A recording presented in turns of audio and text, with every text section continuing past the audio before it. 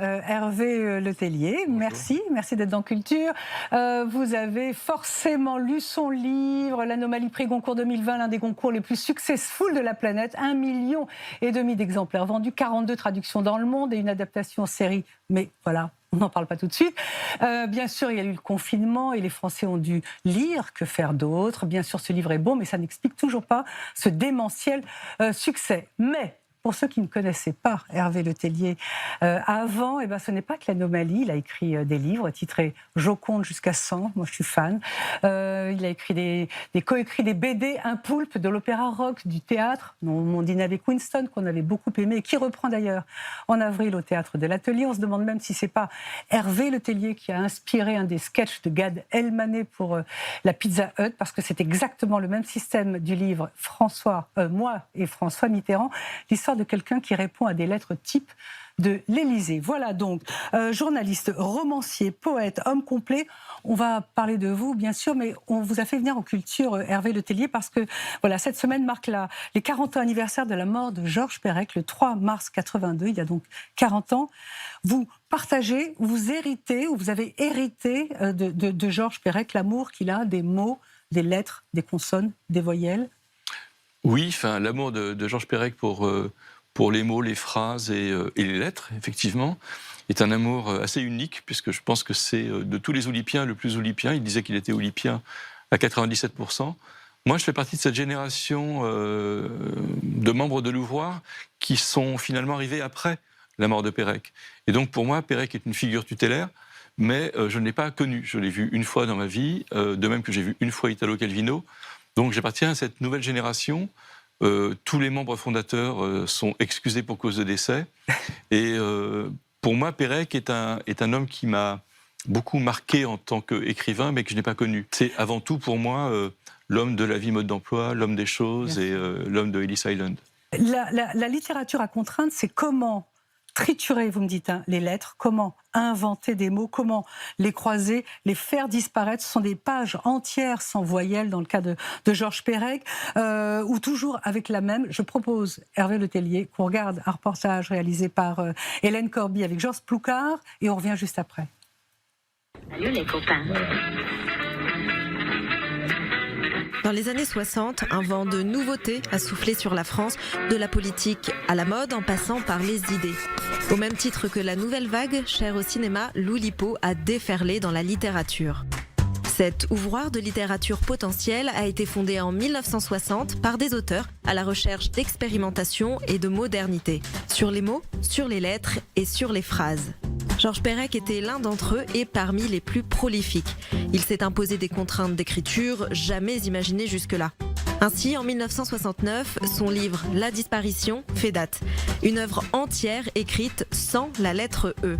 Paru la même année, le texte « Au moulin d'Andé » deviendra le plus long palindrome de France. 1247 mots, soit 5566 lettres, qui se lisent indifféremment de gauche à droite ou de droite à gauche.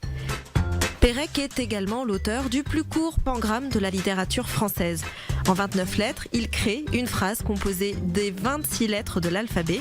On lui doit aussi ses célèbres mots croisés dans le journal Le Point. Le 19 mai 1978, installé dans un car studio au Carrefour Mabillon, Georges Perec a décrit pendant plus de 6 heures tout ce qu'il se passait autour de lui.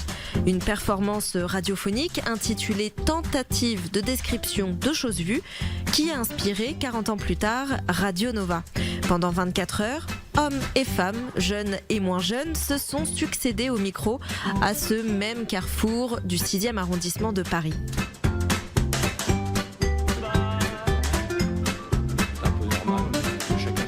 Vitre teintée. Un 96 cette fois-ci qui vient de la Porte des Lilas. Il est beaucoup plus plein que celui qu'à l'REI. Tiens, une Rolls, je n'en avais pas vu dans Paris depuis longtemps. En mars 2016, c'est le géant de l'Internet Google qui lui a rendu hommage en effaçant le E de sa page d'accueil à l'occasion de la journée sans E. Et la tendance initiée par l'Oulipo n'est pas prête de s'arrêter. Les nouvelles générations, en émule de Georges Perec, sont passées au Twoulipo, contraction de Twitter et Oulipo. Pourquoi Georges Perec, mais vous aussi, mais pourquoi Georges Perec, il aimait comme ça jouer avec les mots, avec les voyelles, avec les contraintes? Qu'est-ce qu'il y avait de Alors chacun a son explication. Ouais. Je pense que il y a un plaisir jubilatoire à manipuler les mots. Et puis il y a aussi les mots sont à la fois du signifiant et du signifié. Je pense qu'il était beaucoup du côté du signifié et beaucoup du côté de la manipulation langagière, sans but forcément sémantique. Donc parfois il pouvait s'amuser à travailler sur une série de 11 lettres, comme par exemple dans Ulcération, où il va écrire un poème n'utilisant que 11 lettres, et à chacune des lignes, il n'y a que les 11 lettres dans un ordre différent à chaque fois, en obtenant un sens qui est un sens très étroit, un petit peu comme le chat d'une aiguille par lequel devrait passer le sens. C'est une jubilation totale. Non, mais c'est drôle parce que c'est quand même son œuvre, sa littérature est empreinte de tristesse, de nostalgie, d'absence, et en même temps, il y a beaucoup de jeu dans les mots. Alors justement, Georges Perec a perdu son père à la guerre, il a perdu sa mère à Auschwitz. On peut dire donc, je disais que toute son œuvre est marquée par la disparition. Alors je ne sais pas si vous êtes la bonne personne pour ça, mais je vais quand même vous poser la question. Je voudrais que vous nous parliez du rapport de Georges Perec aux faits juifs. Là, j'avais retrouvé cette longue citation qu'on va peut-être voir à l'écran, qui était, enfin pour moi, dans Je suis né, vous me dites que c'est dans Ellis Island, je ne sais pas précisément ce que c'est d'être juif, etc. Je trouve qu'il a un rapport sartrien aux juifs. Il est juif parce qu'on l'a désigné comme juif. C'est un juif du regard des autres. C'est-à-dire, si on regarde dans Ellis Island la manière dont il débat avec Robert Bobert, qui est le cinéaste et qui, lui, est juif autrement. Je sais qu'aujourd'hui, la tendance est de tordre le bâton vers une très forte judaïté de Pérec. Or, ce n'est pas forcément le cas. Je pense, par exemple, j'ai lu récemment dans Wikipédia, on peut nommer la chose, que la disparition est un texte marqué par l'absence. Alors, c'est plus compliqué que ça. Je trouve aussi. C'est beaucoup plus compliqué que ça. C'est un texte, bien sûr, qui est dédié à eux, mais rien ne prouve que ce soit à eux, c'est-à-dire à ses parents. On ne peut pas, évidemment, imaginer un Pérec totalement absent de cette question de la judaïté, ni même du judaïsme, bien sûr. Qui n'est pas tout à fait la même chose. Donc, c'est un athée, c'est un homme qui aime énormément jouer avec la lettre, qui est assez kabbalistique par certains aspects, mais tous les oulipiens sont assez kabbalistiques, par nature, parce que le rapport à la langue et le rapport à la lettre est un rapport extrêmement intime pour la plupart des oulipiens. Et Pérec appartient sans aucun doute à cette génération de juifs de l'après-guerre qui n'en parlaient pas forcément énormément et pour qui ce n'était pas aussi immédiat dans tous les textes. Il y a 3 textes qui, à mon avis, relèvent vraiment de cette judaïté de Pérec, qui sont Ellis Island, incontestablement, évidemment aussi W ou le souvenir d'enfance, dans lequel on a énormément cette question-là, et puis par touche, peut-être, dans la disparition. Par touche. Et en cherchant bien et en faisant un petit peu... vous savez, quand on a un marteau, tout finit par ressembler à un clou. Donc beaucoup de péréquiens qui sont des péréquiens qui cherchent à décrypter, à décortiquer l'œuvre de Pérec, voient de la judaïté partout. C'est beaucoup plus compliqué pour la disparition, qui a d'abord été, rappelons-le, un livre collectif, puisque chaque oulipien de l'époque a donné sa brique pour construire ce mur énorme qu'est la disparition. Et je pense que la personnalité de Pérec est une personnalité extrêmement compliquée, construite évidemment autour du deuil, bien sûr, autour de l'absence, mais pas que. Et le rôle justement de la résilience, c'est aussi de permettre de n'être pas uniquement un écrivain du manque, et c'est pas, je pense, une lecture unique de Pérec qu'on doit avoir. Bien sûr. Enfin, ce serait plutôt une absence, une question, une mise en question, un flottement, une inquiétude, une certitude inquiète. Je trouve ça absolument merveilleux. Vous parlez beaucoup d'Oulipo. On sait ce que c'est, mais peut-être que tout le monde ne sait pas ce que c'est. Vous en êtes le 4e président, c'est ça? Vous avez été nommé en 1992. Alors, vous faites quoi à l'Oulipo? Il faut expliquer déjà ce que ça signifie, ouvrir de là. Dites-le nous, et qu'est-ce que vous faites? On a l'impression que c'est des happy-few complètement hirsutes qui se retrouvent dans des morsards, dans le 10e arrondissement, à jouer avec les mots. C'est faux. On se réunit assez régulièrement. On travaille ensemble sur 2 projets, qui est le premier... d'essayer de recenser tout ce qui a pu se faire, qui est oulipien. Donc, qu'est-ce qui est sous contrainte? Puisque c'est ça, c'est travailler sous contrainte en s'imposant quelque chose. Donc, un travail, disons, de recensement. Et puis, un travail aussi qu'on peut appeler de synthèse, qui est un travail de création dans lequel on crée de nouvelles contraintes, où on les revigore, où on les revivifie, ou voilà. Comme ce qu'a fait, par exemple, Pérec avec l'olipogramme et la disparition. Et de temps en temps, nous présentons, une fois par mois, à la BNF, des travaux nouveaux. Ou, récemment, nous avons fait un hommage à une poétesse qui était membre de l'Oulipo, qui est Michel Grangot. Et donc, on présente des choses qui sont, qu'on appelle en bon français, du work in progress.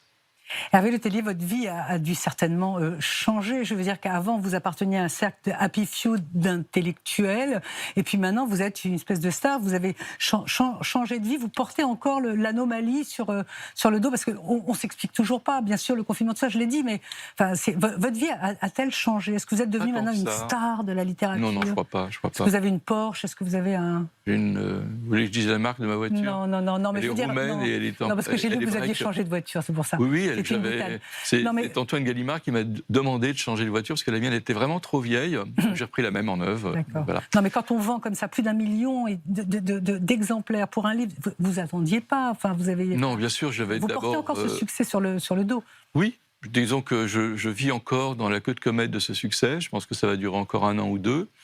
Ça me facilite les choses, c'est-à-dire que des pièces sont reprises qui sans doute ne seraient pas si facilement remises en scène si je n'avais pas connu le succès de l'Anomalie. J'ai toujours fait un peu ce que je voulais au niveau de travail, ça n'a pas beaucoup changé. Je pense que le roman n'est pas ma forme privilégiée. Je travaille sur 3 choses qui sont respectivement le fragment, dont la poésie fait partie, le théâtre qui m'intéresse énormément, et puis le roman. Donc je continuerai à travailler sur ces 3 univers-là. C'est difficile en fait de comprendre ce qui se passe, y compris pour moi, avec un livre comme L'Anomalie. J'ai du mal à expliquer son succès. Je pense que une des raisons, vous l'avez dit, est objective, c'est-à-dire que c'est sorti à un moment donné, disons, de confinement, dans lequel le livre était central. Je pense aussi que ça a été un livre qui a été transgénérationnel, c'est-à-dire qui pouvait s'adresser à beaucoup de gens, qui pouvait s'adresser à différents types de populations, des gens qui étaient érudits, qui pouvaient trouver dans le livre des sortes de Pâques, de choses cachées, et s'amuser de voir ce qu'ils y trouvaient, et puis de gens pour lesquels le livre était également écrit et qui étaient des lecteurs lambda, comme je peux l'être moi aussi, et qui avaient envie de tomber sur un livre qui avait été conçu dès le départ comme un page-turner, c'est-à-dire un livre dont on tournait les pages pour aller jusqu'au bout. Et j'avais envie de faire ça. Je ne peux pas cacher mon désir d'avoir un livre qui soit lu par tous.